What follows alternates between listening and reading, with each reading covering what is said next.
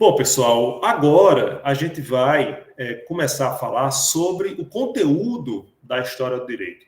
E eu sempre digo aos alunos que se eles conseguirem construir bem uma ideia do que dos nossos desafios como historiador do direito, como pesquisador da história do direito, ou como curioso da história do direito, se a gente conseguir, portanto, captar as principais lições que eu pretendo despertar em vocês na aula de hoje, vocês nem precisam assistir as demais aulas de História do Direito, certo? Porque isso é o que existe de mais importante para que vocês não cometam equívocos muito comuns na hora de fazer uma abordagem histórica, por exemplo, quando vocês forem realizar uma pesquisa em direito, quando vocês forem fazer uma apreciação, um julgamento de um fator histórico que tenha relevância para o direito, tá certo?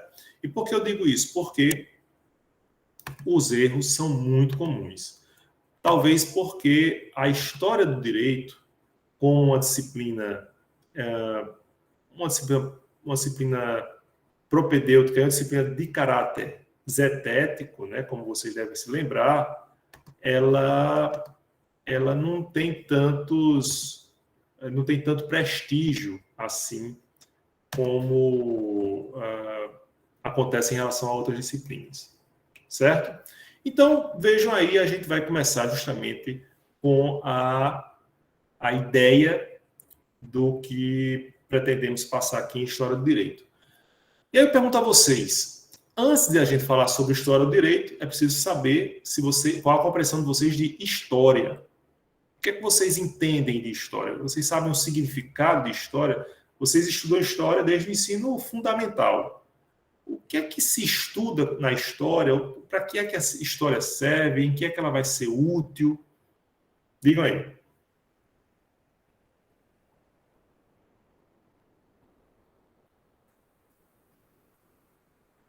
Lembre-se que eu não consigo ler o chat, viu? Então, se vocês quiserem... Nada? Ninguém se arrisca, não? A Ariana está colocando aqui, ciência sobre o passado. Certo. Maria levantou a mão. Pois não, Maria?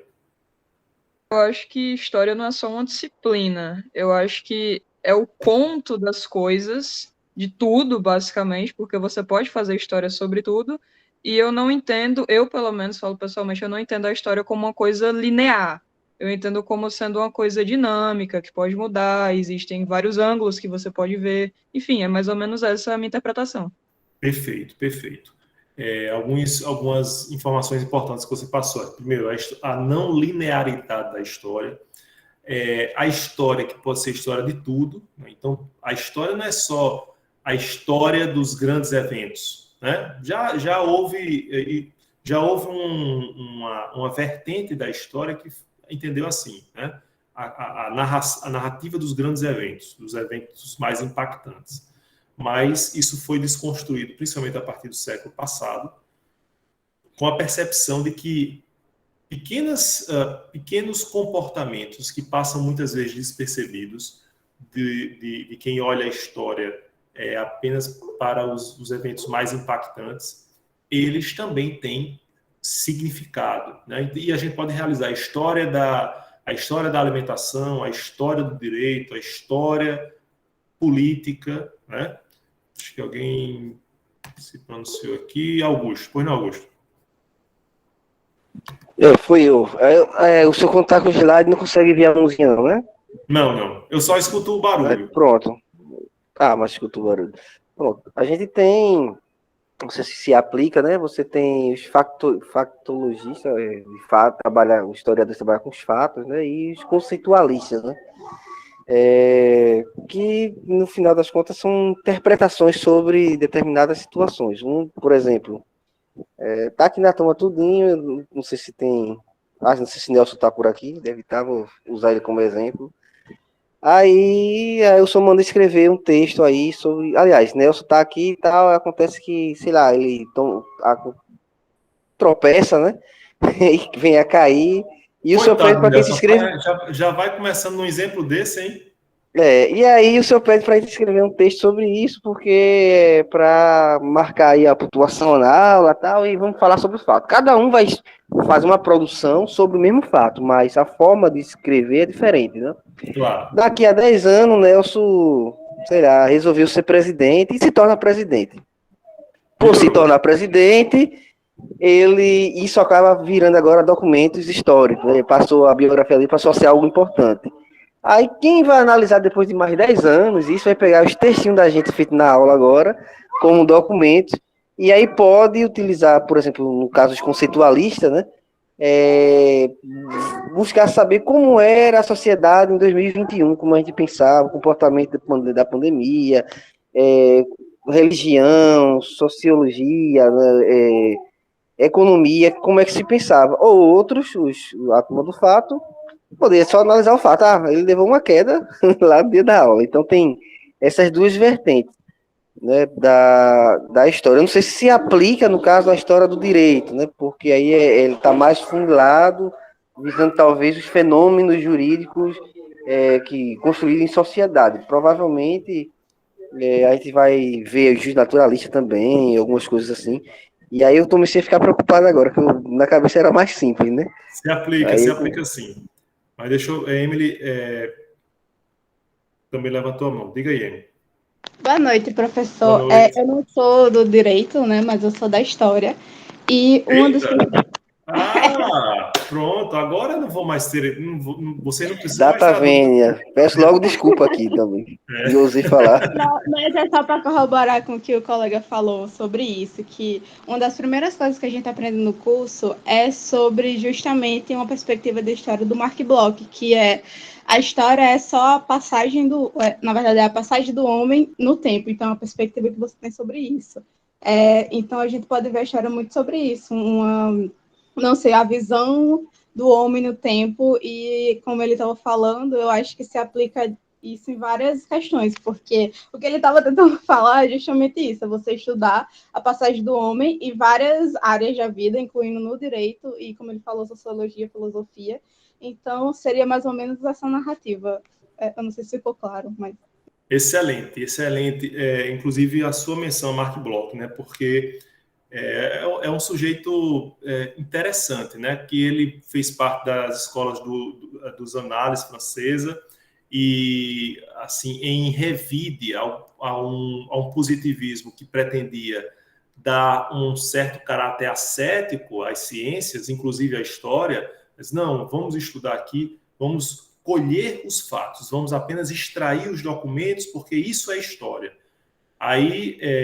E aí Mark Bloch vai fazer primeiro uma crítica a essa postura do historiador, né? E inclusive um dos seus livros mais cultuados é um livro incompleto que ele escreveu quando estava preso, né? Ele terminou sendo assassinado durante a prisão, quando ele esteve sob os cuidados dos nazistas, né? Ele fazia parte da resistência francesa, ele se alistou, né? Mesmo com alguma idade, ele se alistou para defender o seu país, né? Contra a incursão nazista, e na prisão ele escreveu uma obra que não foi concluída, mas que ainda nos serve como inspiração, que é a Apologia do Historiador, né? O ofício do historiador, que vai falar justamente sobre isso.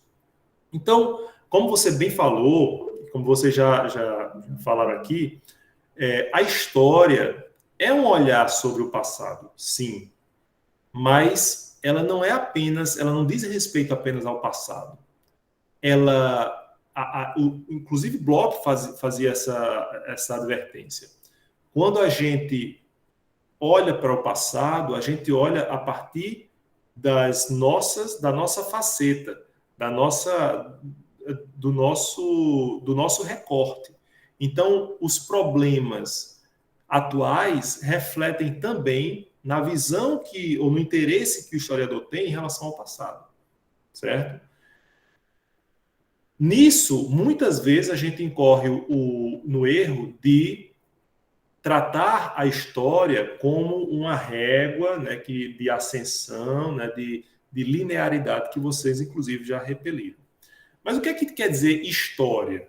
Você sabe a etimologia, a palavra história, o que quer dizer? Deixa eu ver se alguém colocou aqui. Vitor.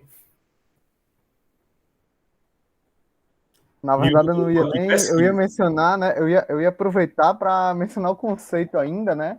Apesar da fala da Emily ter sido extremamente precisa, né? Até com citação ao Mark Bloch. Então, assim, não tem nem muito o que falar depois disso, mas eu ia realmente puxar um pouco essa questão de como a história, principalmente na história do direito, ela pode servir não para ser apenas uma régua do passado, mas realmente para moldar o futuro.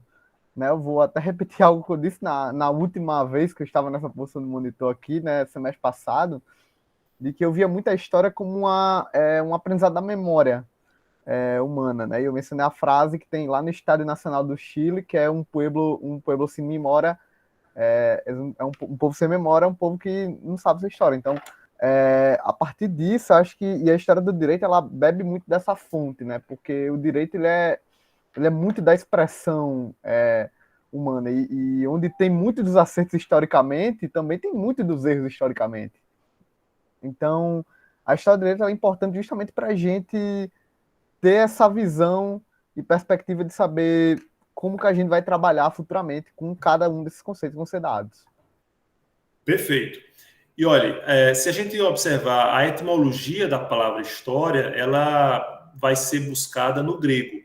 Então, vem do grego historia, e que remete à ideia de pesquisa, né? Newton até falou aí, pesquisa, de conhecimento, de informação, de relato, certo?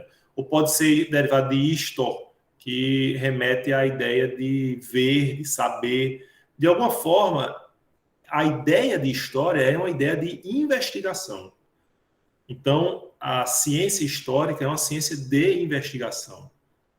É de buscar compreender a partir dessas fontes várias, né, que a gente vai ver apenas que não no caso da história do direito não é apenas legislação, não é apenas códigos de leis, né, essas fontes primárias, mas também de hábitos, de concretizações de regras jurídicas que a gente vai captar a partir de outras fontes, certo?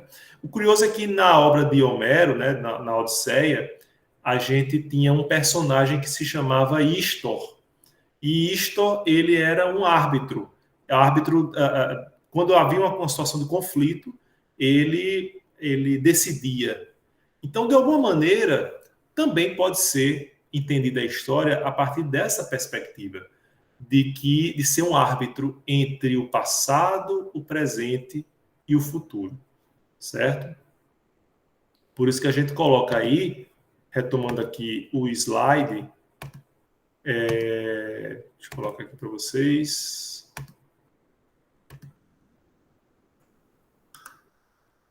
A história do direito, a história, melhor dizendo, ela é uma reconstrução do passado para compreensão do presente e preparação para o futuro. Olhando para o nosso passado, a gente evita os erros que foram cometidos no passado. Vez por outra, a gente incide nos mesmos erros, né? Novamente, repete os erros do passado, e aí, por isso é importante a citação que Vitor fez: um povo sem memória é um povo sem memória, um povo sem história, e, portanto, a gente é fadado a repetir os erros históricos cometidos no passado. A partir do passado, a gente pode compreender melhor o presente. Por que a gente tem uma sociedade, por exemplo, em que a criminalidade afeta de forma mais veemente algumas pessoas e não outras no Brasil, certo? Será que tem alguma coisa a ver com a nossa história? Vamos responder essa pergunta ao longo desse semestre. E vamos nos preparar para o futuro. Quando eu tenho a percepção do passado, e aí eu vou trazer um trechinho que me impressionou naquele livro de Hobsbawm, que eu passei para vocês, naquele capítulo. O historiador pode funcionar como um adivinho, né, como um profeta, porque ele sabe o que é que a conjunção de circunstâncias pode gerar, né? E aí a gente vai ver que passado, presente e futuro estão entrelaçados por essa disciplina, por essa ciência tão fascinante que é a história, certo? Bom, aqui eu vou passar rapidamente. Existe aquela situação, aquela discussão. Se você se lembrar das lições do ensino fundamental, vai dizer, o marco da história que vai delimitar o início da história e o fim da pré-história é o quê? Vocês se lembram? É a escrita, né? Com a escrita, pelo menos a gente aprendia lá no ensino fundamental, a gente começou a falar sobre história. E aí vocês vão perguntar, professor, mas vamos lá. Se a história começa com a escrita e os povos sem escrita? Eu posso dizer que é história do direito ou pré-história do direito? Bom, uma coisa é certa. Vocês já devem ter aprendido na disciplina passada, né, de introdução, que o direito não se manifesta apenas por textos escritos, certo? Hoje a gente vê símbolos representando o direito, a gente vê práticas representando o direito, e também há povos sem escrita que, mesmo que de uma maneira rudimentar, eles já utilizavam regras jurídicas, né, para a organização daquela sociedade rudimentar. Quais são as características desses povos, do direito desses povos? Bom, primeiro, eles não utilizavam muitas regras abstratas. Geralmente, assim, se alguém cortar a mão de uma outra pessoa, ela vai acontecer isso, aquilo com ela, certo? Então, porque era mais fácil de a gente visualizando o caso, o case, né, ter uma resposta para aquela situação. Mas qual o problema dessas regras muito concretas? Se você fugir isso aqui daquilo que está descrito, aí você já tem uma dúvida sobre qual a lei a ser aplicada, qual a regra a ser aplicada. Eram normas, obviamente, consuetudinárias, ou seja, de base costumeira, porque, obviamente, não tinha como escrever, né? Não tinha como consolidar em um texto escrito. E, geralmente, as regras eram associadas à religião. Por isso que muitos autores vão defender que aquilo não era verdadeiramente direito, né? Era muito mais a repercussão ou uma faceta da moralidade ou da religião do que propriamente um sistema jurídico. Vamos ver aqui Vitor e Augusto. Só falar antes aqui, até para ajudar a compreensão deles, né, acerca do assunto do direito antes dos povos sem escrita, eu vou puxar de uma disciplina que eu não sei se vocês pagaram com o mesmo professor que eu, né, que é a Sociologia, que eu paguei com o Douglas. Ele pediu para a gente fazer uma resenha sobre Totem e Tabu, né, do Freud. E é basicamente o resumo do que seria o direito dos povos sem escrita. Já estou vendo que o pessoal pagou mesmo com ele. Né? Então... Eu comprei, inclusive, para poder ler e ficar por dentro do que vocês discutiram, né? Para a gente explorar bem esse texto. Eu sei que é um texto muito querido por todos. O pessoal deve ter feito algumas boas resenhas com ele aí. Mas, basicamente, seria assim. Eu acho que, a partir dessa visão, né, dos povos em que estabeleciam os direitos por meio dos costumes locais e dos tabus, é que se tem uma visão bem clara do que é o direito dos povos sem escrita, né? Mesmo que sejam populações que até hoje elas...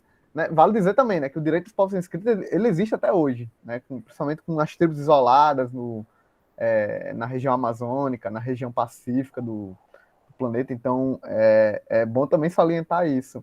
Mas eu acho que agora a turma ela pode ter até uma visão melhor, né, do que seria os direitos do povo sem escrita, lembrando dessa maravilhosa experiência com o professor Douglas. Excelente, muito bem lembrado. Quem mais levantou aqui a mão? Foi o professor. Foi Augusto, sim, Augusto, diga aí. Eu ia por aí, mas Victor, né? Já foi na frente. Mas, enfim, eu vou trazer aqui uma provocação. Né, professor? Se eu tiver equivocado, claro, provavelmente eu vou estar como sempre, mas ainda bem que o senhor é paciente.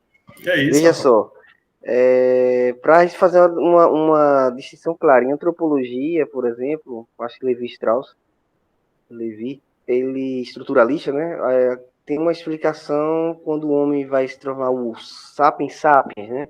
Que é a primeira norma estabelecida. E aí, como o Victor já trouxe já a questão do totem tabu, já é superado. A outra questão e como ficam as regras, por exemplo, de animais? A gente sabe que, por exemplo, em determinadas situações... De um quê? Animais. Sim. Animais gerais, sem ser o ser humano, né? Por exemplo, existem regras também estabelecidas por orangotangos, né? Os gorilas lá. Eles sabem quem é o alfa e tem sanção, né? Sanções lá bem sérias, né? De exclusão social, eles podem até botar o indivíduo do grupo fora. É só uma provocação para ir fazendo diferenciar essas Mas aí, assim, a gente não normas. está discutindo aí a questão da história, já está na dúvida em relação ao direito, né? Eu estou misturando aqui. O que é que constitui efetivamente direito? Porque como a gente está vendo a história como buscando aí uma fonte, né, o surgimento para o direito, eu por isso fiz essa provocação. Perfeito. Mas é bem pertinente. E aí, pessoal, porque, vamos lá, uma sociedade de abelhas, ela tem uma organização, existe uma hierarquia, né? Mas o que é que não nos permite, porque a gente não pode afirmar que as abelhas têm um direito, apesar de quem assistiu The Bee Movie vai discordar dessa minha afirmação.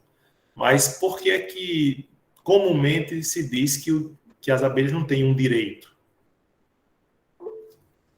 Professor, desculpa. Oi, não, Eu acho que a gente entende pelo fato de que não é algo organizado, né? Porque, por exemplo, anteriormente... A abelha é mais organizada que os humanos. mas não é organizado no sentido de tipo, as pessoas não, no caso, as abelhas pararam para organizar como é que ocorreria, sabe? Perfeito. Eu já vou fazer uma réplica aqui logo. Eu quis usar o orangotango porque ali tem uma construção meio que cultural. Tanto é que pega esses animais em situação de circo zoológico, eles têm comportamentos diferenciados, né? Eles aprendem também. Claro que no mesmo modus que o ser humano, mas ali ele tem uma questão cultural também, ali na história. A abelha, acho que é só mais genético, aí fica fraco então a minha tese. Alguém até colocou no chat instinto, exatamente, essa é a grande diferença. Inclusive, o direito até bloqueia algo que seria instintivo da gente, por exemplo. Digamos que sentir raiva e querer vingança seria algo instintivo. O direito bloqueia isso, então seria mais ou menos essa ideia. Muito interessante essa colocação, né? Então, vocês já estão começando a defender que o direito pode ser, inclusive, contrário à natureza do homem, né? De atender ao seu instinto, né? É uma maneira de você impor regras que não são naturais, a bem de uma convivência mais pacífica, mais ordeira, né? Interessante. Pois não, Matheus? Isso eu acho que o que vai diferenciar dos animais é essa questão que o direito ele vai regular a vida social e se tiver algum conflito entre pessoas, vai ter um terceiro que seja reconhecido para resolver esse conflito, sabe? E é uma consciência das partes de que aquele terceiro pode fazer isso. Eu acho que isso não tem no mundo animal e é exclusivo dos homens. Perfeito. O que falta de fato, mesmo nos orangotangos, viu, Augusto? Talvez seja a própria consciência do poder que pode ser, que se concretiza nas mãos de quem detém o direito de dizer a última palavra.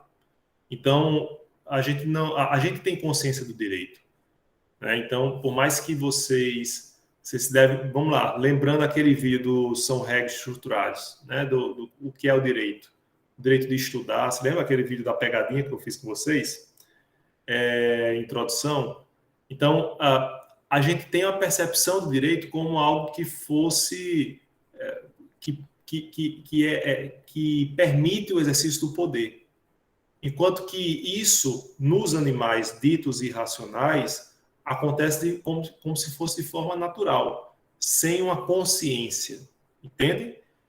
Há uma hierarquia entre as abelhas ou entre os orangotangos, mas porque é natural. Não é porque o direito impõe uma determinada... olha aqui, o Google já me stalkeando. Impressionante, rapaz. Não existe uma consciência sobre esse poder. Pois não, Nelson? Nelson e Ana Clara, a seguir. Boa noite, Marton. Boa noite, Nelson.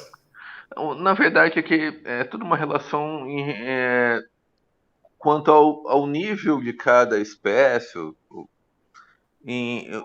nível de livre-arbítrio que cada espécie tem.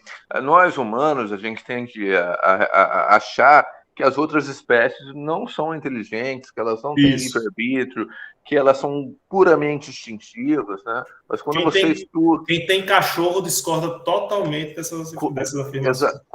A primeira coisa que eu aprendi quando eu estudei inteligência artificial foi que os animais, uns são mais próximos à inteligência humana e outros menos, devido à capacidade que ele tem de fazer novas ligações neurais. Ou seja, eles têm um nível de liberdade, eles têm um nível de capacidade de aprender, tá?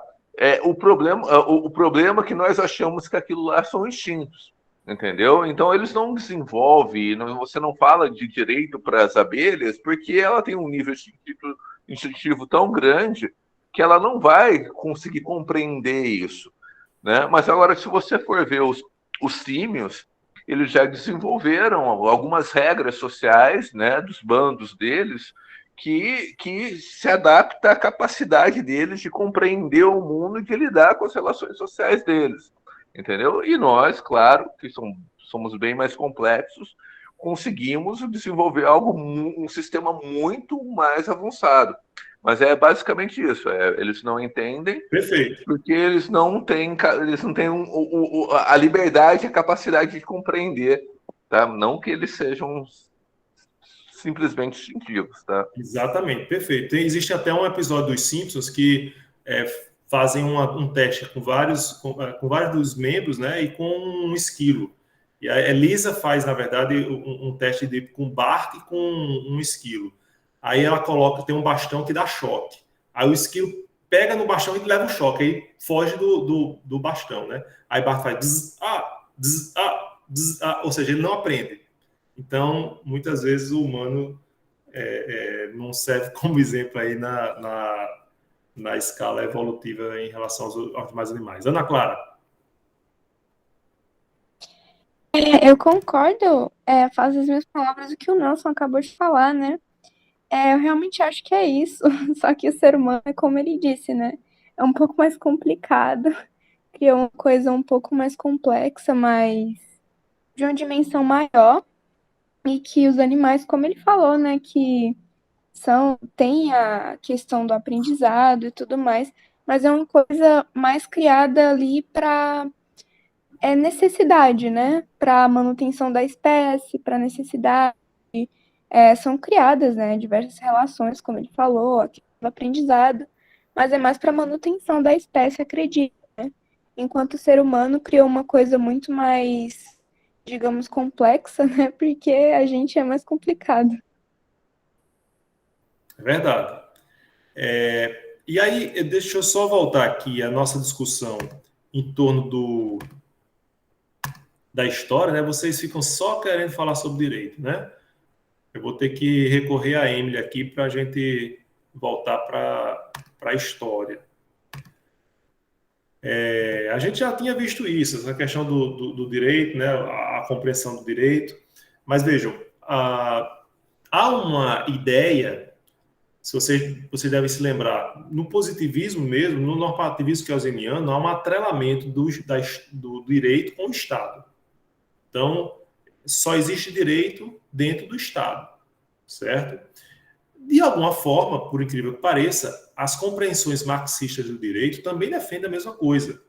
O direito, devem se lembrar lá das aulas de professor Alisson Mascaro, o direito ele é compreendido a partir da ideia do capitalismo. A noção de sujeito de direito, né, de relação jurídica, são ideias atreladas ao modo de produção capitalista. Só existe sentido em se falar de direito dentro ou a partir desse modelo. Obviamente, nos povos sem escrita não existia Estado, né? Pelo menos não como a gente compreende hoje. E, portanto, há quem defenda que, nesse caso, também não existia direito, certo? Mas, de todo modo, se você tiver uma compreensão mais abrangente de direito, vai perceber essas características no direito dos povos sem escrita. Bom, vou falar aqui de um outro historiador que, infelizmente, nos deixou esse ano, né, numa data muito significativa, 18 de março, também conhecida como meu aniversário, né? E é Michael Stolleis, é um historiador do direito alemão, e nesse livrinho fininho, mas excepcional, ele vai trazer a seguinte reflexão. É preciso a gente atentar para o bom uso da história na compreensão do direito, certo? E aí, Stolleis vai levantar a seguinte indagação. A história do direito, ela é uma reconstrução, ela é uma narrativa ou ela é uma ficção? Os positivistas, eles vão se apegar à ideia de reconstrução, de você ter acesso a documentos e, com esses documentos, reconstruir o passado. Mas isso pode trazer alguns problemas. Não sei se vocês já viram ou já ouviram falar do livro Angola Janga. Angola Janga é um quadrinho, né, de um autor brasileiro que narra uma história de Palmares. Porque qual é a história de Palmares que chega até nós? A história oficial. A história de quem exterminou Palmares. A história de quem tratava Palmares como uma insurreição descabida. E aí o livro propõe um outro olhar a partir das pessoas que, sendo escravas, tendo sido escravizadas, não pela sua vontade, como alguns insinuaram, né, nesses últimos anos, não porque eles gostavam. Tem até um vídeo muito engraçado para não dizer trágico, né, do Porta dos Fundos, mostrando assim os africanos dizendo, olha, eu queria que você, encontrou o português, eu queria que vocês me escravizassem, tudo isso. Não, mas a gente não está interessado. Não, por favor, porque a gente gosta de levar chibatada, a gente sabe que vão morrer centenas ou milhares nessa travessia do Atlântico, mas a gente se submete a tudo isso, né? Então, pelo amor de Deus, não foi escolha dos escravizados essa condição. E aí, em Angola Janga, ele faz, a partir de narrativas que vão sendo transmitidas de geração para geração e fugindo, inclusive, contrariando aquilo que é narrado em documentos oficiais, ele propõe uma nova história, certo? Há também, isso no livro de Mark Bloch também, ele faz menção a isso, há uma ilustração da importância da ficção. Então, a gente às vezes só vai entender como algo importante um relato histórico. Então, vamos pegar os documentos históricos daquela época, mas as ficções, elas têm um grande papel na compreensão do passado, talvez até de forma até mais fidedigna. Ora, se vocês leem Machado de Assis, vocês vão ter uma percepção fidedigna dos costumes, das relações sociais de sua época, né? Então, ali do segundo reinado, de Pedro, no segundo reinado brasileiro, né? De Pedro II, a relação dos súditos com o imperador e as relações de poder que havia também naquela época. Mark Bloch vai dizer que os leitores de Victor Hugo, por exemplo, eles são, no mínimo, grandes curiosos, grandes historiadores curiosos, né? Ou curiosos da história, porque Victor Hugo também conseguia deixar transparecer muitos aspectos da sociedade francesa, mesmo que a gente só visse na sua obra ficção, né? Mesmo que a gente trate a obra de Victor Hugo como uma obra ficcional, certo? Então, na literatura ficcional também podemos extrair elementos para a compreensão desse passado, para uma melhor visualização do que realmente aconteceu, certo? E aí eu deixo aqui para vocês o seguinte questionamento. Olha como é bonito aí esse texto, né, extraído do artigo 179, inciso 13.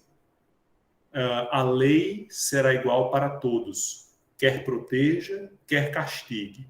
O recompensará em proporção dos merecimentos de cada um. Né? Que texto bonito, que texto inspirador. Se a gente olhasse só para esse texto, qual a impressão que vocês teriam ao analisar o ordenamento jurídico desse país nessa época? Lei igual para todos, né? Então, assim, ninguém vai ser tratado senão de acordo com os merecimentos. Que coisa bonita, né? Aristóteles puro. Só que esse, pessoal, é um inciso 13, mais precisamente, do artigo 179 da Constituição Imperial de 1824. A Constituição Imperial que acolhia, que se coadunava com a escravidão. Então, vejam, se a gente se detiver apenas aos textos legais, a gente não vai fazer nada de história do direito. A gente vai fazer uma apreensão, muitas vezes, equivocada. Aí é que está a pegadinha dos textos oficiais, entendem? Os textos oficiais podem escamotear as verdadeiras relações de poder e até os fatos.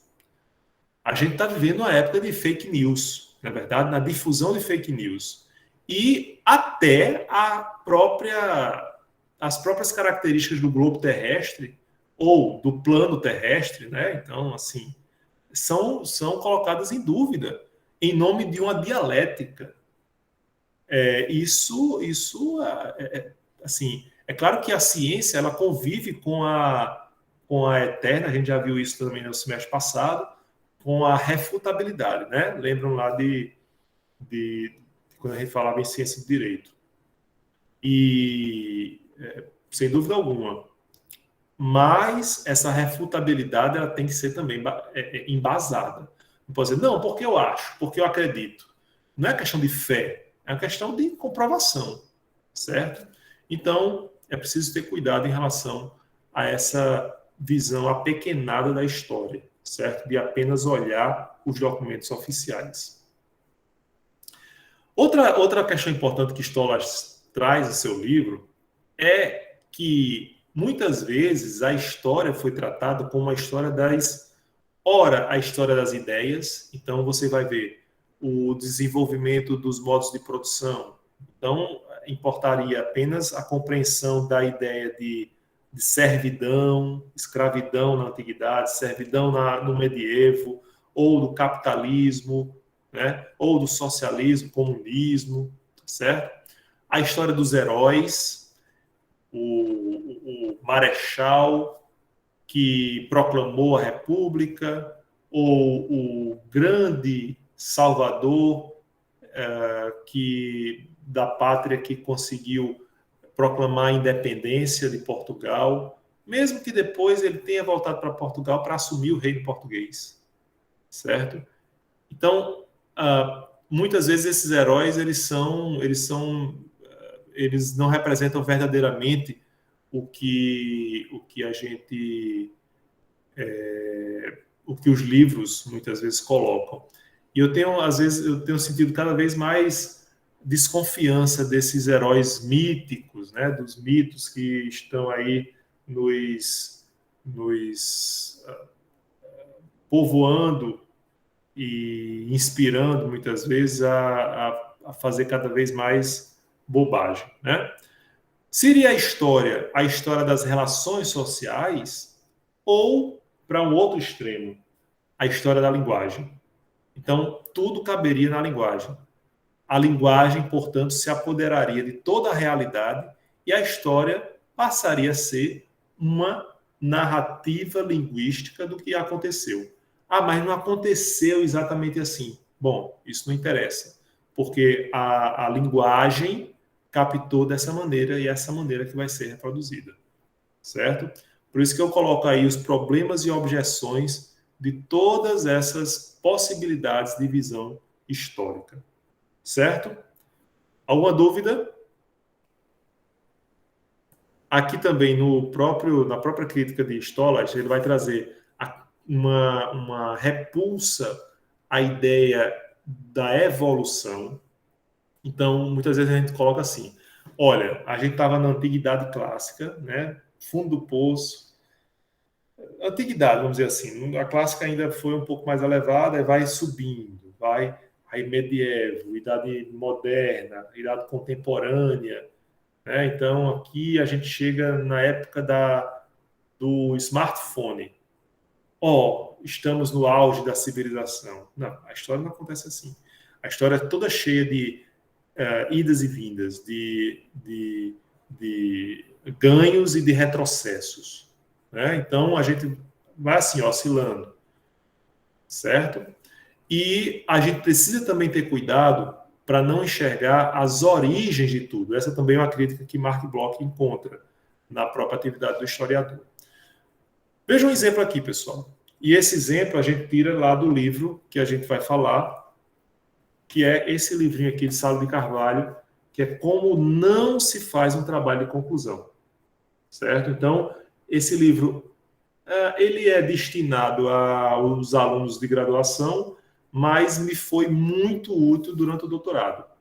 Então, um livro interessante, um livro pequenininho, que vocês encontram, inclusive, muito facilmente na internet. Certo?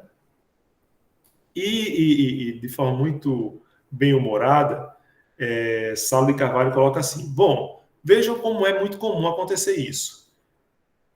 Imagina aí qualquer tema fictício. Vamos lá. Lei Geral de Proteção de Dados. Ou então, alimentos entre companheiros, né, numa união estável. Ou casamento entre pessoas do mesmo sexo. Pensa um tema fictício. Aí você, muitas vezes, lê o livro assim, a história do tema fictício, a história do casamento entre pessoas do mesmo sexo, a história do... etc, certo? Aí vai lá. 1.1, o tema fictício na antiguidade, Grécia, Roma. 1.2, o tema fictício na Idade Média, os germanos, os canônicos, os árabes, os glosadores. E aí continua, o tema fictício da modernidade nos dias atuais, a ilustração. Aí vai desdobrando em todas as escolas e autores possíveis até os dias atuais. Saulo de Carvalho diz, olha, esse tipo de abordagem é uma abordagem muitas vezes inócua, superficial e de pouca valia. Porque existe outro texto que muitos autores também vão fazer menção, que é Não Me Fale de Código de Hammurabi, que é do Luciano Oliveira, excepcional, vocês encontram também muito facilmente na internet, que ele vai dizer, olha, eu não aguento mais, tudo a gente encontra a origem no Código de Hammurabi. A gente vai falar sobre o Código de Hammurabi nas aulas seguintes. Eu quero falar sobre denúncia anônima. Lá no Código de Hammurabi tinha um artigo que podia fazer crer que era a origem. Não, isso não tem nada a ver. Ele não pensou na denúncia anônima lá não, pessoal. Ele não pensou lá em Código de Hammurabi em fake news, não. Certo? Então, é preciso romper essa cultura de a gente buscar a origem. como a origem de tudo, certo? Isso não existe. É claro que institutos novos vocês podem identificar. Como os linguistas fazem, de uma forma aproximada, obviamente. Olha, a primeira vez que utilizaram tal palavra para significar tal coisa foi aqui, nessa situação e tal. Os linguistas podem fazer um scan, né, uma investigação aproximada da utilização de palavras, mas mesmo assim de forma aproximada, certo? Então, é preciso ter cuidado com esse tipo de postura, ok? Bom, para concluir aqui, vocês devem, que a gente já está em 9h57, eu pedi para vocês procurarem informações sobre aquela foto, né, que eu coloquei lá no Cigar, de uma coluna. Alguém achou alguma informação? Eu. Diga aí, Nelson. Aquela é uma coluna capitolina. Isso. Na verdade, ela foi um presente de Benito Mussolini, né, ao povo norte-riograndense pela recepção de 2 aviadores italianos que tinham feito a primeira travessia atlântica da história italiana, né, pilotando um avião, tá? Isso. A viagem demorou 49 horas, tá? E eles revezaram durante a viagem. Eu não lembro o nome dos dois, não lembro só de um, que era Arturo Ferrarin, né? O outro realmente eu não lembro. E eles tiveram um barco de apoio. Então, em gratidão à recepção que eles tiveram aqui no Rio Grande do Norte, né? Esse barco de apoio depois trouxe uma coluna da romana antiga, lá do Monte Capitólio, que é um dos 7 montes que cerca Roma, e é exatamente um dos montes no qual forma o vale onde fica o Fórum Romano. E o Fórum Romano era onde aconteciam os principais atos da vida pública romana. Então é isso que eu pesquisei, que eu descobri. Perfeito. Qual foi a foto que você utilizou? Na verdade, eu pesquisei, foi um blog de história e ele me remeteu a... Agora ele me remeteu a uma outra página, mas eu descobri porque eu vi atrás que tinha lá Centro Histórico Geográfico, daí eu fiz a pesquisa, né? Coluna, né? Aí foi, né? Aí saiu esse blog, mas o resto eu pesquisei em outro site, né? Que conta mais a história de Roma. Então, basicamente, você se valeu da internet para fazer essa pesquisa, não é isso? Foi 100%. Alguém chegou aí lá? Oi, Vitor. Eu fui lá, né, muito tempo atrás, acho que vai fazer o quê? 10, 9 anos, bastante tempo. E eu lembro também, né, uma parte que acabou que... Eu acho que até eu já vi até em alguns sites falarem disso, mas é que ela ficou muito tempo esquecida, né? Ela ficou muito tempo relegada basicamente ao lixo mesmo, né? Falava que o pessoal fazia necessidades por lá, era abrigo de moradores de rua, e ela foi ser recuperada, tipo, recentemente, acho que no começo desse milênio já, né? Acho que de 2000 para frente. Então, todas as informações aí, né? Eu lembro que o guia turístico, né? Foi um passeio turístico para conhecer Natal. E ele realmente falou todos esses pontos, né? Que foram apresentados por Mussolini, em homenagem à travessia atlântica desses aviadores. E ele também mencionou bastante essa parte, né? De que o patrimônio histórico em Natal, esse patrimônio específico, né? Assim como muitos outros, né? Acho que o estado de Natal ela tem um patrimônio histórico muito forte que ele não é valorizado. Né, tá sendo mais valorizado agora, ultimamente, né, com a reforma do Forte dos Reis Magos, a formação do Museu da Rampa, mas esse é outro debate, né, voltando à coluna capitolina, ela ficou muito tempo relegada ao ostracismo. Então... Ela ficava, sabe onde? Debaixo do viaduto, do baldo. Então a pessoa passava lá, não sabia que danado deixar esse pedaço de cimento aqui, da construção do baldo, será? Então ninguém nem sabia o que era aquilo. Né?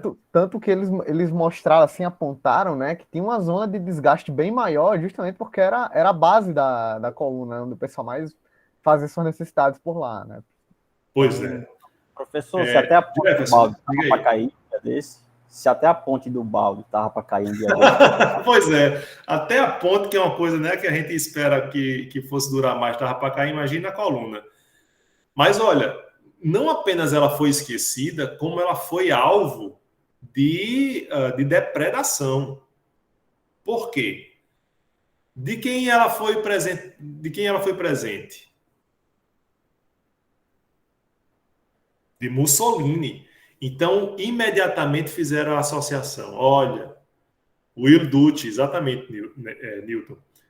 Como foi um presente de Mussolini, essa coluna é coisa dos fascistas, né? Então, vamos acabar porque ela é um símbolo fascista. Meu Deus, ela existe muito anterior, ela foi construída muito anterior a Mussolini, né? Ela data da antiguidade clássica, né? Como o Nelson falou.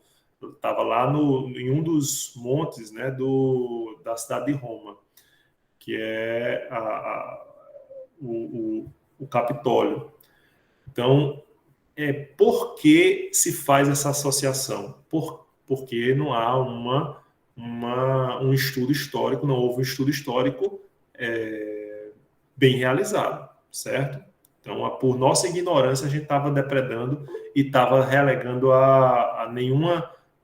não estava dedicando nenhum cuidado à preservação dessa coluna. Pois não, Emily?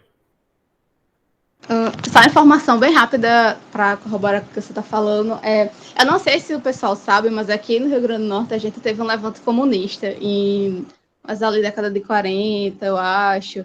Então, assim, 35. teve grande... 35. 35, isso, desculpa. Então, assim, talvez... Esse período justamente que estava vendo esse embate, né? Sim, sim. E, inclusive, eu acho que... Eu não sei se eu posso trazer um pouquinho para cá atualmente, que é justamente um debate que estava acontecendo muito dentro da história, principalmente na museologia, que é um ramo que eu tô mais, eu trabalho ali no Museu Câmara Cascudo, e justamente sobre quando estava tendo toda aquela movimentação do Borba Gato, da estátua dele, dos nomes dos bandeirantes, que levantava muito essa questão de onde a gente colocava esse tipo de estátua, esse tipo de movimento, de conceito dentro da história e como a gente retratar ele. Então, é um debate que você fica, beleza, tá ali na frente, eu particularmente não concordo de estar ali, eu acho que aquilo deveria estar no museu. E onde é que a gente vai colocar, como é que a gente vai retratar, como é que a gente vai falar que aquilo foi um presente do Mussolini para as pessoas do futuro. Então, né? Muito interessante. É muito interessante essa discussão, né? Porque a estátua de Borba Gato foi destruída aqui no Brasil, mas em todo o mundo houve atos também de repulsa a homenagens a colonizadores, a piratas, né? Existem vários quadros de reis ingleses homenageando corsários que serviam aos interesses específicos da coroa, mas atacando outros barcos, né? Jefferson e depois Maria, para a gente concluir. Inclusive, as más línguas com relação à intentona comunista dizem que não deu certo porque Natal se antecipou ao horário do movimento. Foi mais cedo, eles fizeram um horário que foram precoces, né? A gente foi avexado. E a coluna Prestes, ela andou aqui no Rio Grande do Norte, lá na tromba ali, aquele lado ali. Existe esse registro também. Existe, Excelente. Pois não, Maria? Eu queria ressaltar, já que a Emily falou, que eu também tenho muitos amigos acadêmicos e historiadores, que muito se debateu a questão da queda do Borba Gato, da galera tacando fogo, e aí se acendeu um super debate falando se era vandalismo ou se era só um ato político, Sim. Que já foi bem comum historicamente, tipo, a gente já teve o Templo de Jerusalém sendo derrubado várias vezes, Sim. Lá na Alemanha a gente já teve depredação de estátuas e artes nazistas, e aí a gente fica na questão de como no Brasil a gente negligencia pelo menos a retirada desses monumentos e coloca instituições que estão ali só para contar a história e não para consagrar ou menosprezar. Porque, por exemplo, na Alemanha, em Berlim, existe um museu chamado Museu de Spandau, que eles retiraram simplesmente todas, ou pelo menos a grande maioria que não estava tão depredada assim, das estátuas e das artes nazistas e colocaram dentro do museu só de modo a contar a história, e não como a elite paulista fez aqui no Brasil, de modo a colocar os bandeirantes como os verdadeiros construtores da história de São Paulo. Então, eu aprendi acho assim, que eu aprendi os bandeirantes, nas minhas lições de história do ensino fundamental, os bandeirantes eram os desbravadores, né? Aqueles que conseguiram chegar, povoar o interior do Brasil. Poxa, que legal! Mas aí não fala como é que eles conseguiram esse povoamento, né? Muito interessante. É uma discussão muito pertinente. Isso mostra o quê, pessoal? Como é importante um desenvolvimento de uma história crítica, né? E aí, para concluir esse nosso primeiro encontro, o que é que a gente pode abstrair daquilo que a gente conversou até a aula de hoje? A história, ela é um olhar para o passado, mas também orientado pelas nossas preocupações presentes e com as nossas preocupações para o futuro, certo? A história não é linear, ela tem altos e baixos, ela tem avanços e retrocessos.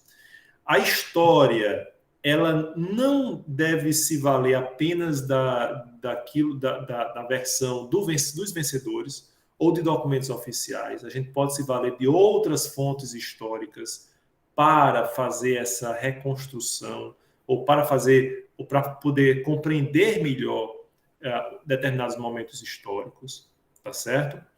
E também o bom uso da história depende dessa visão crítica, tá certo?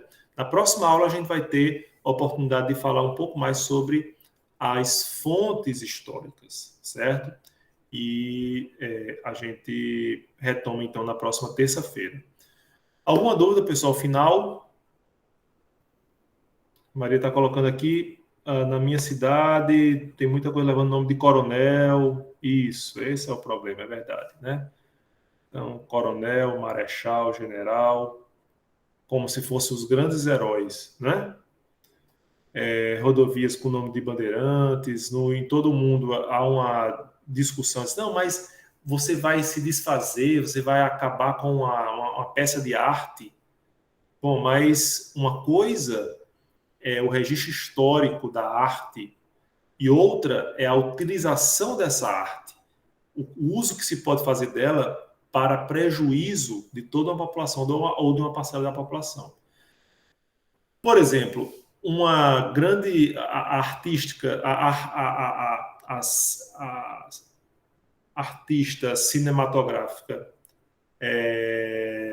que filmou as peças de propaganda nazista, a gente pode encontrar ali peça de arte. Há uma beleza por trás daquela apresentação, mas a utilização dessa peça de arte, ela deve ser bem refletida, certo? É por isso que eu visitei o Museu de Nuremberg, onde geralmente se reuniam as